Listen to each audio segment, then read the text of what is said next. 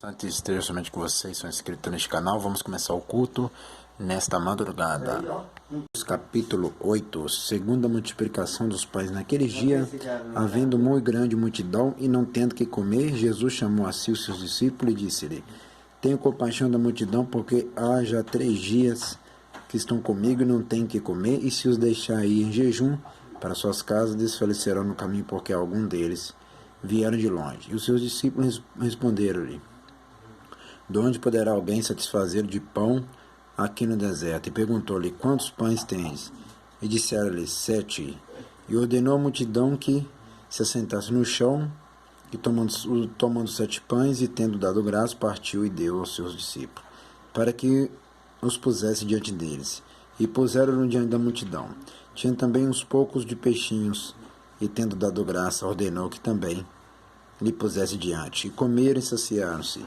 E dos pedaços que sobejaram, levantaram 7 alcofas. E os que comeram eram quase 4.000, e despediu o fermento dos fariseus. E entrando logo no barco com seus discípulos, foi para as partes de Dalmanuta.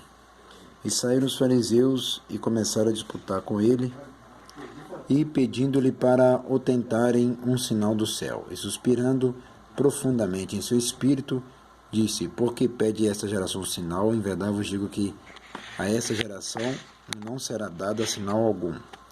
E deixando-os, tornou a entrar no barco e foi para outra banda, e eles se esqueceram de levar pão, e no barco não tinha consigo senão um pão, e ordenou-lhe dizendo: Olhai e guardai-vos do fermento dos fariseus e do fermento de Herodes. E arrazoava entre si, dizendo: É porque não temos pão. E Jesus, conhecendo isto, disse-lhe: Para que arrazoais que não tendes pão, nem consideraste, nem compreendeste ainda? Tendes ainda o vosso coração endurecido? Tendo olhos não vede, e tendo ouvido não ouve.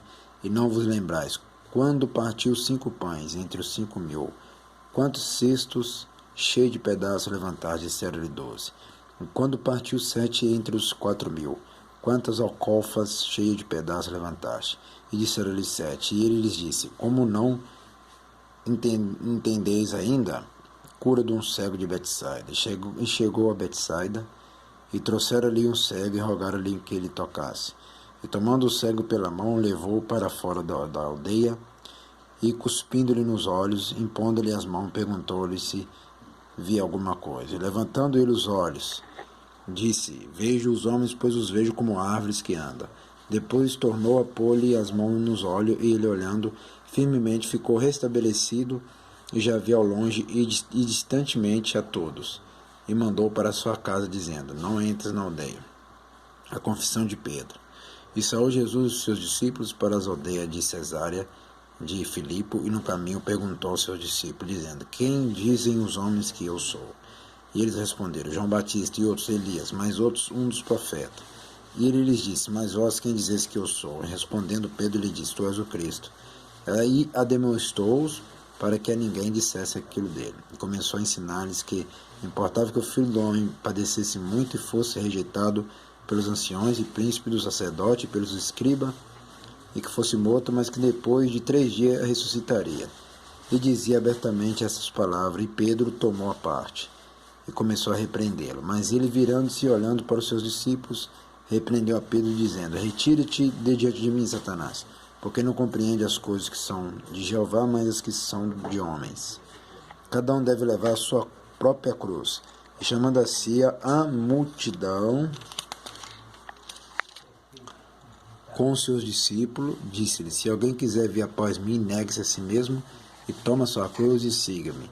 Porque qualquer que quiser salvar a sua vida, perdê-la. Mas qualquer que perder sua vida por amor de mim e do Evangelho, esse a salvará. Pois que aproveitaria o homem ganhar todo o mundo e perder sua alma? O que daria o homem pelo resgate da sua alma? Porquanto qualquer que entre essa geração adúltera e pecadora se envergonhar de mim e das minhas palavras, também o Filho do Homem se envergonhará dele, quando vier na glória de seu Pai com santos anjos. Vamos agradecer. Soberano de avós, Jesus Cristo, por santo, agradecemos por esse culto em Marcos capítulo 8. Amém e amém. Até o próximo vídeo.